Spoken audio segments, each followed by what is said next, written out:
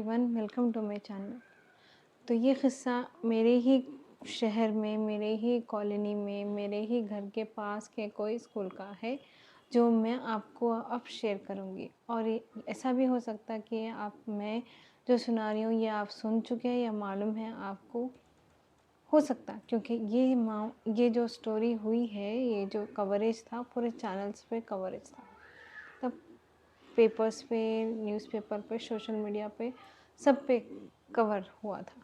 तो क़िस्सा ये हुआ था कि एक स्कूल का जो एनुअल फंक्शन होता है, जो भी स्पोर्ट्स फंक्शन होता है, एक ग्राउंड में, एक पब्लिक ग्राउंड में, जैसे एक बड़ा स्टेडियम रहता है ना, वहाँ पे कंडक्ट होता है। तो सबको, सारे बच्चों को बुलाते, सब बच्चे एज़ पर शेड्यूल सब के सब आ जाते। तो अब यहाँ ऐसा होता है कि एक फैमिली की माँ नहीं आती बच्चों के साथ, उनकी आंटी आती और वो बच्चों को लेके आती प्रोग्राम अटेंड करने के लिए।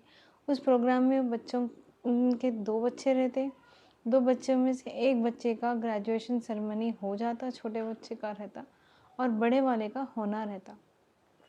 तो जो बच्चे का हो जाता, वो बच्चा बिल्कुल छोटा रहता, 5 साल का।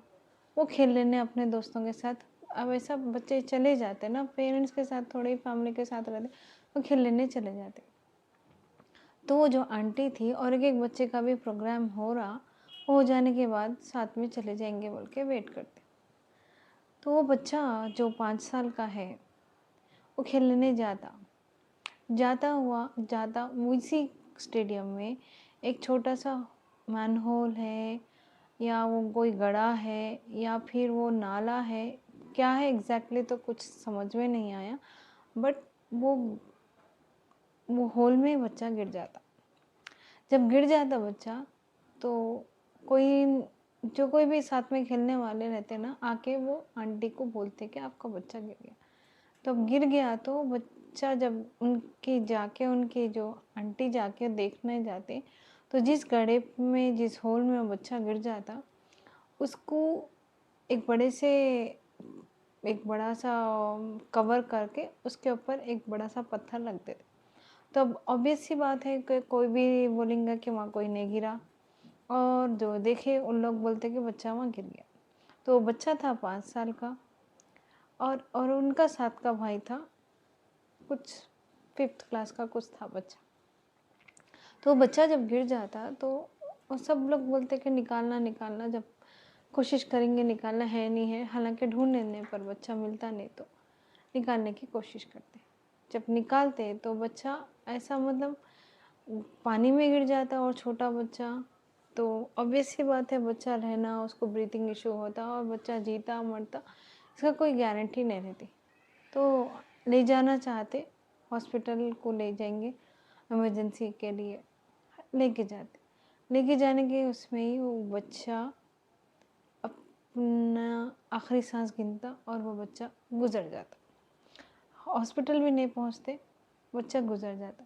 बहरहाल जैसा तैसा करके अब वही आखिरी चांस जैसा सोचते ना कि शायद होगा शायद नहीं होगा, ऐसे ही कश्मकश में हॉस्पिटल पहुंच जाते। वो हॉस्पिटल जब पहुंच जाते तो मालूम होता कि ऐसा बच्चा गुजर गया, अब बच्चा दुनिया में नहीं है। तो ये बात जब मालूम होती है, तो सब का सब, वो एक तो स्टेडियम में स्कूल का फंक्शन चलता रहता, उसी दौर में ये बच्चा साइड में ऐसा हो जाता, और उसी दौर में बच्चे का भी क़िस्सा मालूम। तो इतना बड़ा एक एजेंडा समझिए, एक कवरेज हुआ था ये स्कूल के बारे में, जो सुन के बड़ा दहशत है, क्योंकि इतना छोटा बच्चा, एक वो बोलते ना, नहीं चाह के भी जाते और कुछ और हो जाता। पेरेंट्स से ऐसा नहीं होना चाहिए। जब ऐसा हो गया, तब स्कूल वाले अपना कुछ वर्जन सुना रहे, पेरेंट्स अपना वर्जन सुना रहे, ऐसा बहस तो चलती गई। स्कूल भी कुछ टाइम तक बंद था। बाद में जब ओपन हुआ, तो ये गलत था, वो गलत था, रॉन्ग एलिगेशन लगा रहे, बदनाम करने की कोशिश कर रहे स्कूल को, वो ये सब बातें। पर मैं वो सब नहीं बोल रही हूँ, बस इतना बोलना चाह रही हूँ कि जो बच्चा गुजर गया, वो 5 साल के बच्चे का क्या कसूर था? या वो गलती स्टेडियम वालों की थी, स्कूल ऑर्गेनाइजेशन की थी, मैनेजमेंट की थी, सिक्योरिटी की थी, किसकी थी गलती? पेरेंट्स की थी, नाइबर्स की थी? कौन थे जो रिस्पॉन्सिबल थे उस चीज़ के लिए। और जब वो बच्चा, तो देखिए अगर स्कूल वाले, स्टेडियम वाले कोई भी रेम्यूनरेशन कुछ भी देना चाह रहे रिकवरी के लिए या पेन के लिए, अब तो आती सी बात है कि चलो पैसा दो, मुंह बंद कराओ और बात को ख़त्म करो, मामला बढ़ाओ नहीं। ऐसे ही होता ना, जब इतना ह्यूज कवरेज हो रहा था इस हादसे का, तो मेरा ये मतलब बोलने का है कि जो बच्चा गुजर गया उसका क्या कसूर था, और क्या जान का बदले में पैसा मिल जाएगा? पैसा मिल जाने से जान आ जाएगी क्या? जान उसकी पैसा क्या उसकी जान की भरपाई है? और इस ऐसे कितने हादसे हो रहे हैं जाने अनजाने में स्कूल में बच्चों के साथ, जो स्कूल वाले अपनी सिक्योरिटी बढ़ाने के लिए, कहीं भी हम कोई भी फंक्शन को जा रहे, तो जैसे किसी की भी जान को ऐसा मामूली समझते हुए जाने दो, मर गए, क्या होता ना, कुछ ना होता, इतनी भीड़ में एक दो मर गए तो क्या होता। पर आप ये सोचिए, जो माँ थी, जो बाप था, उन पे क्या बीती हो अपने सामने अपने औलाद को खोते हुए। कितनी तकलीफ़ वाली बात है। तो मैं ये बोलना चाह रही हूँ कि अगर आपके 2 बच्चे हो, 10 बच्चे हो, छोटे हो या बड़े हो, अब वो वक़्त चले गया कि हम ना पड़ोसी के, रिश्तेदार के, किसी के भरोसे हम रह सके। चलो ना, हमारे बच्चों का भी ख्याल, वो दौर चले गया। अब दौर ऐसा है कि घर में भी हिफाज़त है या नहीं है, इसका भी कोई गारंटी नहीं है।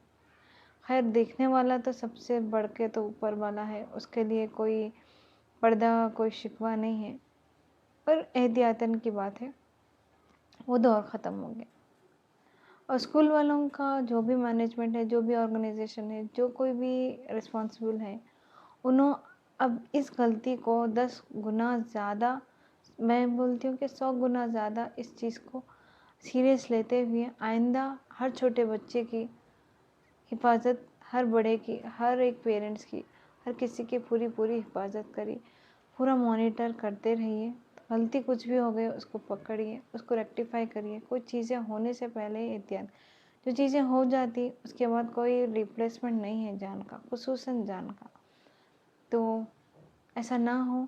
और आप लोग में भी अगर ऐसा कुछ सुना है, ये स्टोरी मालूम है, तो प्लीज़ मुझे कमेंट करके बोलिए। और ये थी बात, मेरे तरफ से बोलना चाह रही थी कि ऐसा नहीं होना चाहिए। कोई भी कितना भी पैसा ला के दे दे, तो जान का रिप्लेसमेंट कोई और नहीं हो सकता। और ज़िम्मेदार सबको बनना चाहिए, चाहे छोटे रहो, बड़े रहो। बच्चे भी अपने लिए ज़िम्मेदार होना चाहिए। बच्चे बड़ों के लिए, बच्चे छोटों के लिए, बड़े छोटों के लिए ज़िम्मेदार हो। जहाँ कहीं भी जा रहे हैं अपनी हिफाजत में जाइए, और जहाँ कहीं भी जा रहे हो वहाँ हिफाजत होती नहीं होती वो भी मालूम करके जाइए। मेरे तरफ से ये था मेरा आज की स्टोरी। फिर मिलेंगे अगली स्टोरी में। Thank you so much for your precious time.